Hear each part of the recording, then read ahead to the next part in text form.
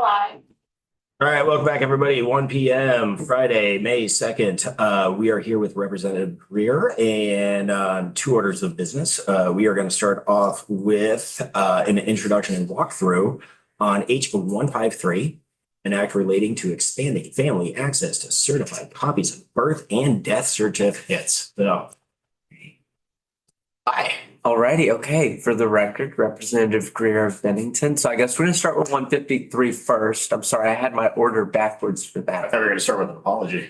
Oh, no, apology. No. You're into ahead of yourself. No, we're getting there. I got, step by step, but let's start. So with 150. So with 153, this is a pretty simple ask. So I'll let Tucker go into the weeds of the actual language. But the rationale behind this was, and having my discussions with people in my town government and having our discussion with the town clerk's office, they expressed that the way the birth and death certificates, who can go get a certified copy at the clerk's office right now, is very limited. That change happened, to my knowledge, 2018, 2019 timeframe, where anyone could come in and get a certified copy, and due to allegations or data around fraud cases and around people getting copies that weren't legitimate relatives, that the legislature narrowed that scope. Now, when I was asked specifically about these two new categories, aunts and uncles and nieces and nephews, the main reason for that was obviously changing family dynamics. We see that, the nuclear family, as we've known it for decades, isn't necessarily the way it works for everyone. So that's one reason we have an increase in those two categories coming to get birth and death certificates. In particular, with the niece and nephew piece, a lot of people, at least in Bennington, in the area, that are older and passing away, don't have children or immediate next of kin that can come get it. And so that's a really important piece that was on the death certificate in the that we wanted to make sure got addressed. But yeah, no, in terms of the data, so I did contact Vital Records and the Department of Health about this just to see the data on fraud. Obviously, I'd love for them to come and present that data if they have it, because I was not given it or shown it. So I'm going to move ahead with this bill for my constituents.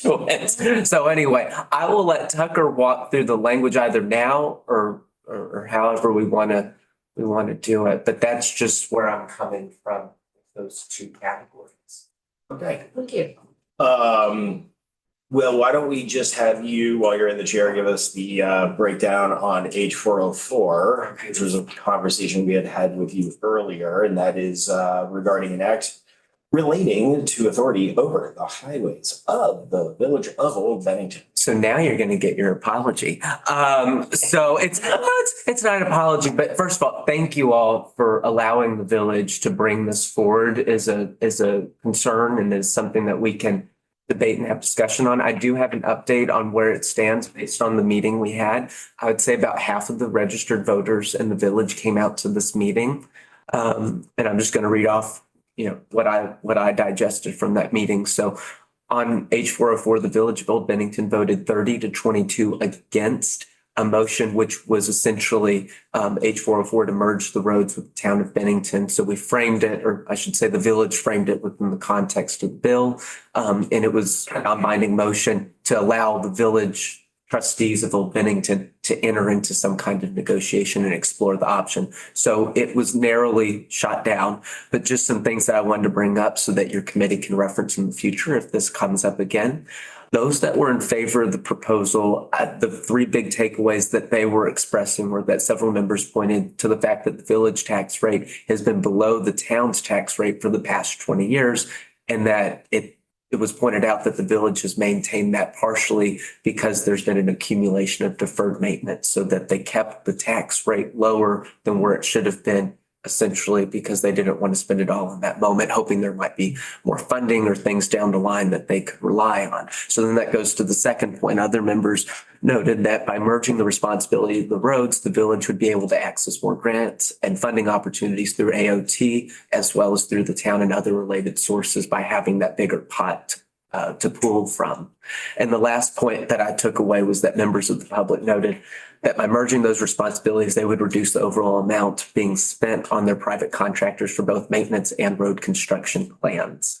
So then there was the folks that were against the proposal. The first one, and I think this is kind of a long-standing thing, and I'm glad it was, mentioned in the meeting. Several members expressed concern that by merging the roads with the town of Bennington, the village would be subjecting itself to potential poor contractual relationships that were experienced in the 40s and 50s, which led to Acts and Resolves number 300. So there's still some long-standing tension and just concerns around that. And going into that, many members also were concerned that the town would not respect the village's unique historic designation and that they were going to try and standardize roads and sidewalks to the same nature as town roads. So I think there was concerns about how their equipment would be able to take into account that their sidewalks and roads are a little bit different than the towns. So just, things that they wanted more clarity on. And then, of course, the last one, and I think this was the most important one, was that there was discussion around tax revenue and that people were afraid that the town may use the village as a net increase in the road tax grand list overall without necessarily improving conditions. And the town did express at that meeting that they were not interested in doing a contract like had been done in the past. And I think a lot of members were concerned about that. So I just wanted to point out what some people were saying that were for it and what some people were saying against it, because it was a close vote. And then just to close on that as well, there were a lot of people that voted no, not because they don't want to necessarily contend with this in the future, but they just want to be able to discuss other options. And I was told a few options. I won't say them on the record since they're not fully baked out, but just some options they were looking at before they wanted to seek repeal of this by the legislature. So I think they want to take their time with it. But I just want to thank you guys for hearing it out and letting them go through this process and express where they're at. So that's where we're at with 404. Thank you. Cool. Thank you for the update on that. How democracy works? That's exactly how it works. And I told them whatever they want to do, we're going to support them. So that was the vote. But thank you guys. Okay. Any questions for the representative before we kick it over to Tucker?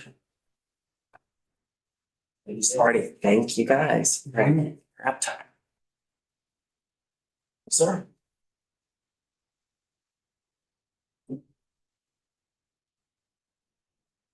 All right.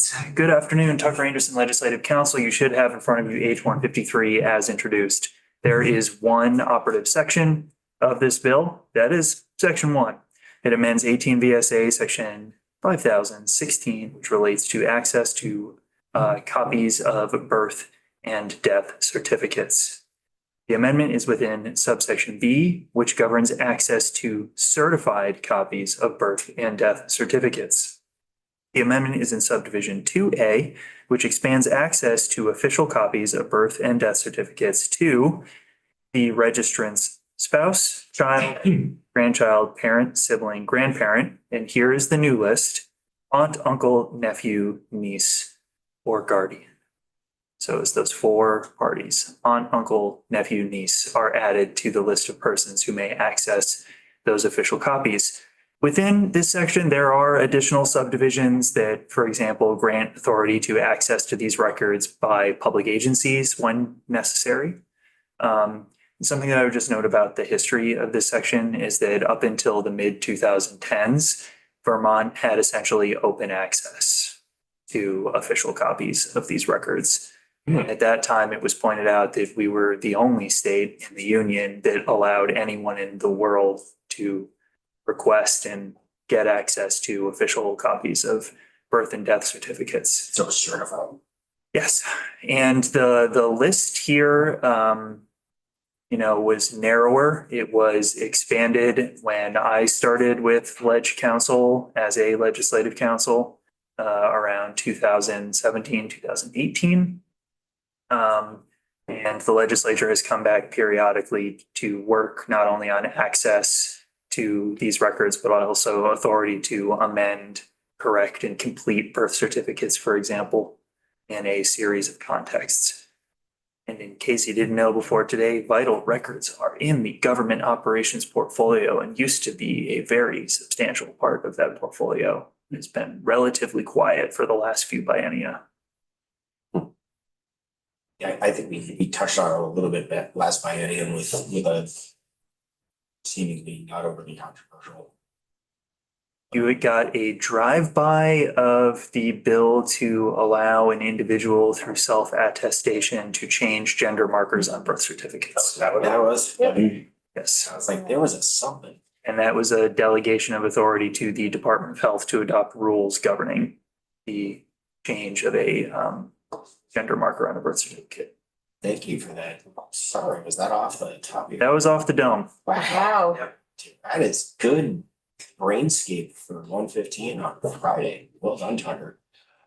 Representative Hisco. I would agree with this bill. I have, since I started in the clerk world in 1999, I've been asking the state of Vermont for the statistics of fraudulent record issues that we have, and I've never been able to get a number from them. And that was why I fought hard against it when they first came up with the restrictions, regardless of whether other states do it or not. We've always had a pretty open records when it comes to birth and deaths. So I'm supportive of this, and I think adding nieces and nephews or aunts and uncles is a good cause. And I, for the record, I just had my first vital record birth certificate that just got changed last Monday and mailed to a female. That's fun. So it's the first I'd ever had to deal with that. Yes, Ripper.